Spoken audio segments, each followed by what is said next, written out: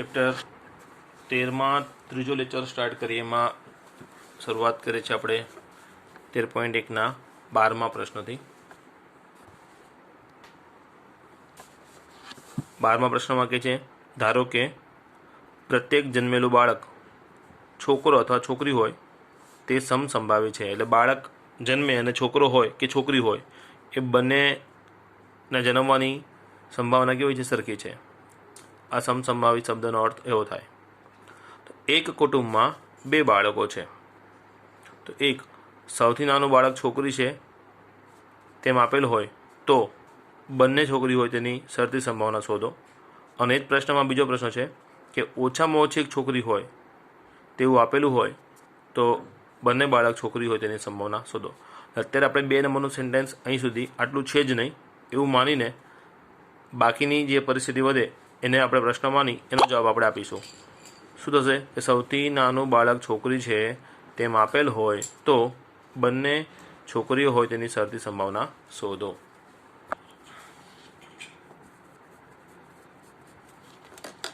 દાખલા નંબર 12.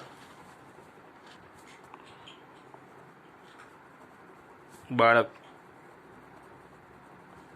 છોકરો હોય તેને બી વડે તથા છોકરી હોય તેને જી વડે દર્શાવીશું.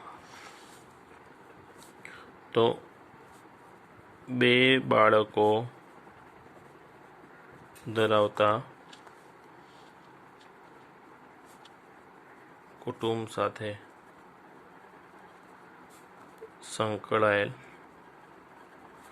એ દર્શાવકાશ યુ ગણીએ તો પહેલો છોકરો બીજો છોકરો, પહેલો છોકરો બીજી છોકરી, પહેલી છોકરી બીજો છોકરો, પહેલી અને બીજી બંને છોકરી. તો નિદર્શાવકાશના કુલ ઘટકોની સંખ્યા થઈ જાય છે 4. બરાબર. ચલો, અહીંયા આપણે એક પ્રશ્નમાં 2 શરત હોય, બરાબર, પણ અત્યારે અહીંયા આપણે 3 શરત અલગ અલગ છે. લેક્ચરમાં મોસ્ટ પ્રોબેબલી 2માંથી એક જ પ્રશ્ન એક સાથે પૂછાય, બંને એક સાથે ના હોય. તેમ છતાં પણ સાથે હોય તો શું કરવું એમ વિચારીએ. આમાં 3 અલગ અલગ કયા પ્રકારની શરતો છે? તો એક સૌથી નાનું બાળક છોકરી હોય, ઓછામાં ઓછી એક છોકરી હોય અને બંને છોકરીઓ હોય. આ 3 બાબતો છે. તો આપણે એક ઘટના ધારીશું સૌથી નાનું બાળક છોકરી હોય, બીજી ઘટના ધારીશું ઓછામાં ઓછી એક છોકરી હોય અને એક ત્રીજી ઘટના ધારીશું બંને છોકરીઓ હોય. બરાબર.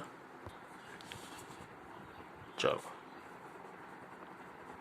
તો ધારો કે ઘટના એ સૌથી નાનું બાળક છોકરી હોય,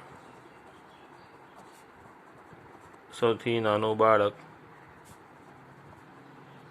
છોકરી હોય. સૌથી નાનું બાળક છોકરી હોય એનો મતલબ ત્રીજા ક્રમે છોકરી આપણે બીજા ક્રમે છોકરીનો જન્મ થયો હોય તો બીજા ક્રમે છોકરી છે આ, એટલે આમાં સૌથી નાનું બાળક છોકરી થઈ ગઈ બીજી, અને અહીંયા જીજી મોટી ભલે છોકરી હોય પણ સૌથી નાનું બાળક તો છોકરી થઈ જ ગઈ ને, અને બીજા ક્રમે છોકરી હોવી જોઈએ. એ આ ઘટના સાથે જોડાયેલા ઘટકો થઈ જાય. તો ઘટના એ માટે જરૂરી ઘટકો 2, કુલ કેટલા છે? 4. તો આ એની સંભાવના થઈ ગઈ. ત્યારબાદ ઘટના બી ઓછામાં ઓછી એક છોકરી, ઓછામાં ઓછી એક છોકરી હોય. એટલે ટૂંકમાં જી અંદર દેખાવો જોઈએ. એટલે અહીંયા પણ જી, અહીંયા પણ જી, અહીંયા પણ જી છે. ખાલી પહેલો ઘટક બી એ ન આવે. એટલે બીજી જીબી જીજી. તો ઘટના બી માટે જરૂરી ઘટકો 3 થયા કુલ 4માંથી. બરાબર. અને આ બંને તો શરતો છે અલગ અલગ પ્રશ્નો માટે. મેઇન સંભાવના આપણે કઈ શોધવાની છે? તો બંને છોકરીઓ હોય. તો ઘટના સી બંને બાળક છોકરી હોય. તો એની માટે એક જ ઘટક આવશે. સીમા ઘટકોની સંખ્યા 1 કુલ 4માંથી. હવે આપણે સંભાવના તો સીની શોધવાની છે પણ અલગ અલગ શરતે. શરત એની સાપેક્ષે સીની સંભાવના શોધો અને શરત બીની સાપેક્ષે સીની સંભાવના આપણે શોધવાની છે. બરાબર. તો રકમમાં જે બે પ્રશ્નો છે એમાં પહેલો પ્રશ્ન આપણે જોઈ લઈએ. બરાબર. હવે એ પહેલા પ્રશ્ન માટે આપણે એ અને સીના છેદગણની જરૂર પડશે. તો અહીંયા એ અને સીનો છેદગણ શોધી લો. તો એના બે ઘટકો છે, સીમાં એક જ ઘટક છે, બંનેમાં કોમન ઘટક થઈ ગયો. એ પ્રમાણે જ્યારે બી અને સીની વાત કરીશ ત્યારે બંનેના છેદગણ લઈશ તો એમાં પણ કોમન ઘટક એક જ આવે છે. બરાબર. તો આથી આ એ છેદ સીની સંભાવના 1/4 અને બી છેદ સી એની પણ સંભાવના 1/4 થાય. તો પહેલું રકમમાં આપણને શું કીધું છે? સૌથી નાનું બાળક છોકરી હોય, સૌથી નાનું બાળક છોકરી હોય તેમ આપેલ હોય ત્યારે બંને બાળક છોકરીઓ હોય તે ઘટનાની સંભાવના, એટલે બંને છોકરી હોય તેની સંભાવના. તો બંને છોકરી હોય તે ઘટના સી છે, એટલે સીની સંભાવના મારે શોધવી છે. કઈ શરતે? સૌથી નાનું બાળક છોકરી હોય તે શરતે. તો સૌથી નાનું બાળક છોકરી હોય તે શરત કઈ છે? એ છે. એટલે એની શરતે સીની સંભાવના આપણે શોધવાની છે. સી ઇન્ટરસેક્શન એ અપોન એ. તો એ છેદ સીની સંભાવના, એ છેદ સીની સંભાવના 1/4 અને એની સંભાવના 2/4. અહીંયા ઉપર જ કિંમત મૂકી દઉં છું. 1/4 2/4 એટલે આન્સર થઈ ગયો 1/2. ક્લિયર? હવે એમાં બીજો પ્રશ્ન જોઈએ આપણે. બીજો પ્રશ્ન છે કે ઓછામાં ઓછી એક છોકરી હોય ત્યારે બંને છોકરીઓ હોય તેની સંભાવના. સંભાવના તો સીની શોધવાની છે, પણ અહીંયા શરત કઈ આવશે? બી આવશે. એટલે સી ઇન્ટરસેક્શન બી અપોન બી. બરાબર. બી અને સીનો છેદગણ. તો બી અને સીના છેદગણની સંભાવના 1/4 અને બીની સંભાવના 3/4. તો આ છે 1/4, આ છે 3/4, એટલે ફાઇનલ આન્સર આપણો થઈ જાય 1/3. ક્લિયર? હવે 13મો પ્રશ્ન જોઈએ. એક માર્ગદર્શક પાસે પ્રશ્ન બેંક છે, તેમાં સત્ય અસત્ય એટલે કે સાચું ખોટું પ્રકારના 300 સરળ પ્રશ્નો છે અને 200 કઠિન પ્રશ્નો છે. એટલે કુલ પ્રશ્ન બેંકમાં 500 પ્રશ્નો થયા. એ 500 સત્ય અસત્ય પ્રકારના છે. બરાબર. એમાં 300 ઇઝી છે અને 200 હાર્ડ છે. આ ઉપરાંત બહુવિકલ્પ પ્રકારના, બહુવિકલ્પ એટલે 2 કરતાં વધારે, એમ 3 4 5 એવા ઓપ્શન હોઈ શકે. 500 સરળ અને 400 કઠિન પ્રશ્નો છે. બીજા 900 પ્રશ્નો આવ્યા. પહેલાં 500 અને બીજા 900. આ 500માં 2 ઓપ્શન હતા, જ્યારે અહીંયા આ 900માં 2 કરતાં વધારે ઓપ્શન છે. આ પ્રશ્ન બેંકમાંથી એક પ્રશ્ન યાદચ્છિક રીતે પસંદ કરવામાં આવે છે. જો આ પ્રશ્ન બહુવિકલ્પી પ્રકારનો છે, એટલે કે આ 900માંથી છે એવું આપેલું હોય તો તે સરળ હોય. સરળ મતલબ પછી એ આમાંથી કે આમાંથી ગમે તે હોઈ શકે. એની સંભાવના શોધો. એટલે આ માહિતીને આપણે કોષ્ટકમાં મૂકી દેવાનું, એટલે પરિસ્થિતિ બહુ ઇઝીલી આપણે સમજી શકાય. 13મો પ્રશ્ન.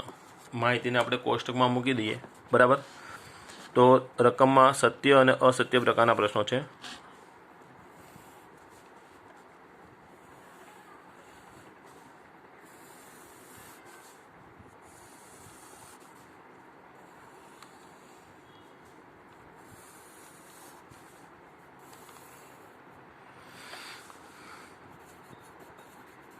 સરળ પ્રશ્નો, કઠિન પ્રશ્નો, સત્ય અસત્ય પ્રકાર અને બહુવિકલ્પ પ્રકાર. બરાબર. હવે જો સત્ય અસત્યમાં 300 સરળ છે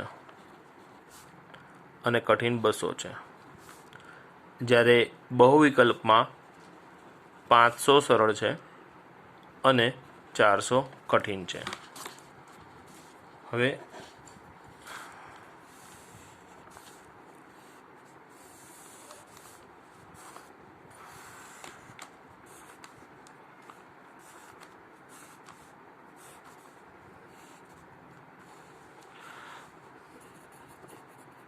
કુલ પ્રશ્નની વાત કરીએ તો સરળ પ્રકારના 800 પ્રશ્નો થયા, કઠિન પ્રકારના 600 પ્રશ્નો થયા, સત્ય અસત્ય પ્રકારના 500 પ્રશ્નો થયા, બહુવિકલ્પ પ્રકારના 900, 8 ને 6 14, 9 ને 5 14, કુલ 1400 પ્રશ્નો છે આ બુકમાં, બરાબર. તો પ્રશ્ન બેંકમાંથી એક પ્રશ્ન યાદચ્છિક રીતે પસંદ કરવામાં આવે છે. પ્રશ્ન બહુવિકલ્પ પ્રકારનો છે તેવું આપ્યું છે. એટલે પહેલાં ઘટના ધારી લઈએ કે ધારો કે ઘટના એ પસંદ કરેલ એક પ્રશ્ન બહુવિકલ્પ પ્રકારનો છે, બરાબર. તો ઘટના એની સંભાવના, તો બહુવિકલ્પ પ્રકારના કુલ કેટલા પ્રશ્નો છે? બહુવિકલ્પ પ્રકારના કુલ 900 પ્રશ્નો છે. એટલે 900માંથી એક આવે અને કુલ કેટલા પ્રશ્નો છે? 1400. કુલ 1400માંથી પ્રશ્ન એક આવે. એટલે 2 0 કટ થાય છે, 9/14. ચલો, આ ઘટના આપણને આપેલી છે એટલે આ શરત થઈ ગઈ. તો સંભાવના કોની શોધવાની છે? તો પ્રશ્ન સરળ હોય તેની સંભાવના શોધો. તો ઘટના બી ધારી લઉં, પસંદ કરેલ પ્રશ્ન સરળ છે, બી પ્રકારની સંભાવના. તો સરળ પ્રશ્ન હોવાની સંભાવના, તો સરળ પ્રશ્નો કુલ કેટલા છે આપણી પાસે? 800. કેટલામાંથી? 1400માંથી. એટલે 800માંથી એક અને 1400માંથી એક, એટલે 8/14, બરાબર. તો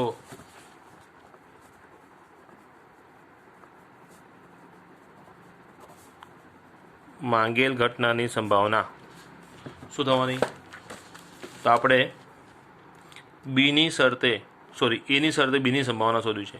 એની શરતે બીની સંભાવના, એટલે આપણે એ છેદ બીની જરૂર પડશે ને.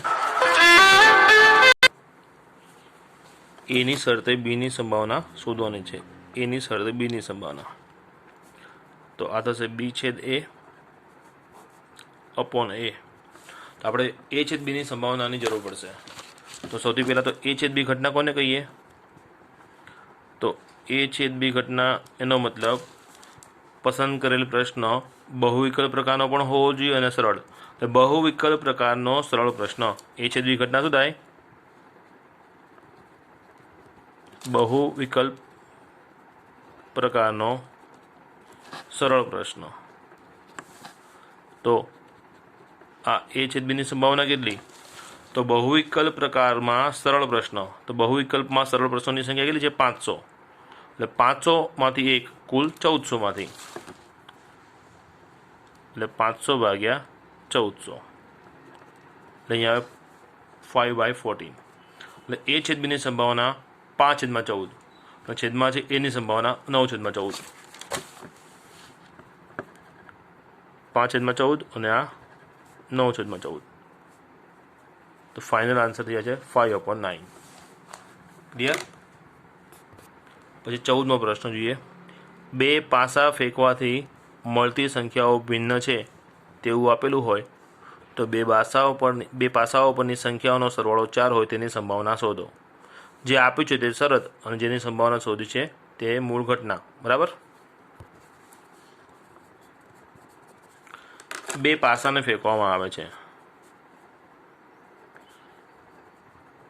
2 પાસાને ફેંકવાના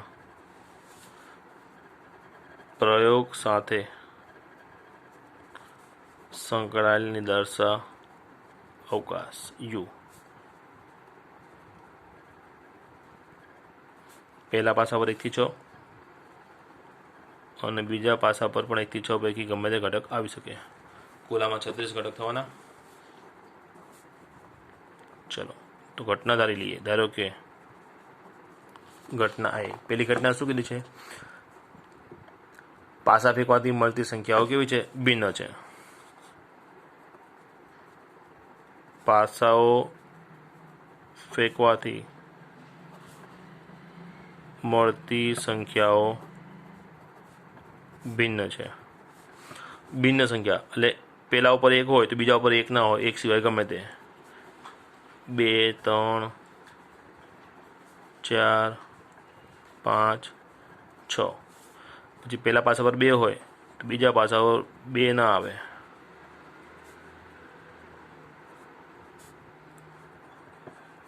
પછી પહેલા પાસા પર 3 હોય તો 3 2 3 4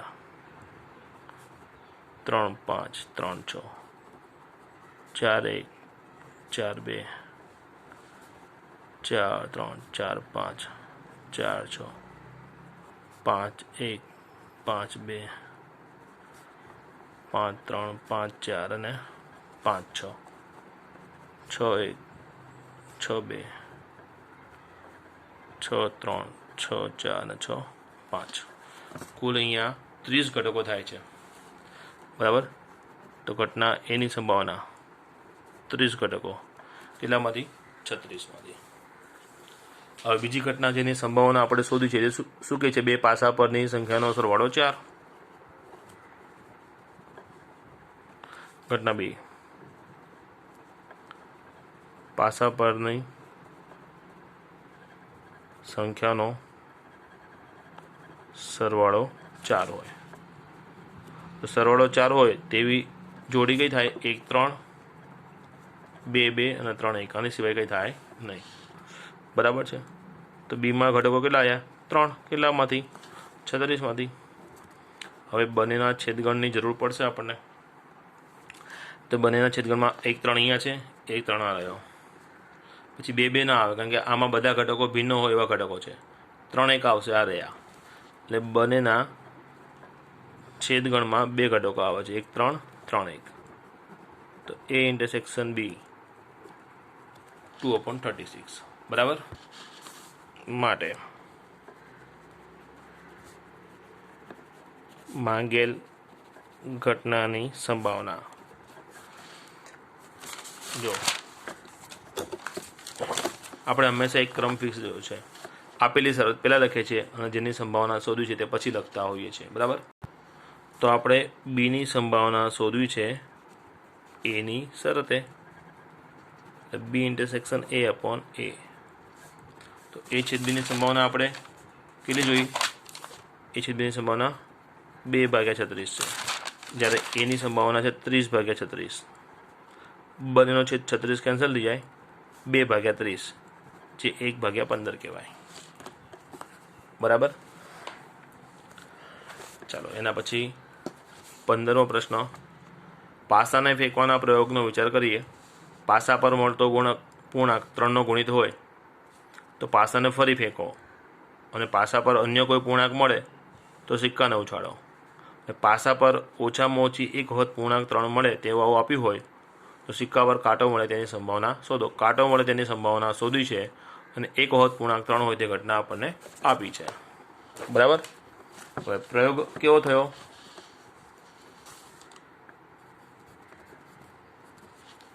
પાસાને ફેંકવાનો છે, સમજો. પાસો ફેંકું અને પૂર્ણાંક મને 3નો ગુણક આવે. 3નો ગુણક તો 2 આંકડા થયા, 3 6. તો ફરી પાસો ફેંકવાનો અને અન્ય પૂર્ણાંક આવે તો મારે સિક્કો ફેંકવાનો છે, બરાબર. આ ખાલી પરિસ્થિતિ તમારે સમજવાની છે. તો આપેલ પ્રયોગ સાથે સંકળાયેલ નિદર્શ અવકાશ U હોય તો U શું થાય? તો જો મને 3 અથવા 6 મળશે ને પહેલા પ્રયત્નમાં, તો મારો બીજો પ્રયત્ન પાસો જશે. બીજા પ્રયત્નમાં હું પાસો ઉછાળીશ તો એ પાસા ઉપર મને 1 થી 6 પૈકી ગમે તે મળે, અથવા એટલે યોગગણ. જો મને પહેલા પ્રયત્નમાં 3 અને 6 સિવાય એટલે 1 2 4 5 આવું મળશે તો હું પ્રયોગના બીજા તબક્કામાં સિક્કો ઉછાળીશ, અને સિક્કો ઉછાળીશ તો મને પરિણામ H અથવા T મળશે. એટલે H અને T કોની સાથે આવી શકે? આની સાથે. અને પહેલાં જો 3 કે 6 આવે તો એની સાથેનો બીજો ઘટક 1 થી 6 પૈકી ગમે તે હોઈ શકે. બોલો, ખ્યાલ આવી ગયો? તો પ્રયોગનો નિદર્શ અવકાશ શું થાય? જો પહેલો ઘટક 3 હશે તો બીજો ઘટક 1 2 3 4 5 6 પૈકી ગમે તે આવે. 3 સાથે 1 થી 6 ગમે તે. જો પહેલો ઘટક 6 આવશે તો પણ એની સાથે 1 થી 6 6 1 6 2 6 3 6 4 6 5 6 6 અને આ 4 ઘટકો આવે તેની સાથે h આવશે. 1 જોડે h તો 1 જોડે t, 2 જોડે h 2 જોડે t, 4 સાથે h 4 સાથે t, 5 સાથે h 5 સાથે t. તો કુલ 6 દુ 12 અને બીજા 6 કુલ 18 ઘટક થાય છે અહીંયા. ક્લિયર? ચલો હવે આપણે ઘટનાઓ ધારી લઈએ. ધારો કે ઘટના એ પહેલા શું કીધું છે? પાસા પર ઓછામાં ઓછી 1 વખત પૂર્ણાંક 3 મળે. પાસા પર ઓછામાં ઓછી 1 વખત પૂર્ણાંક 3 મળે છે. 3 દેખાતો હોય એવા બધા ઘટકો, બરાબર છે? તો 3ની પેલી આખી લાઈન એ થઈ ગઈ અને 1 6 3 અને કુલ 7 ઘટકો અહીંયા આવશે.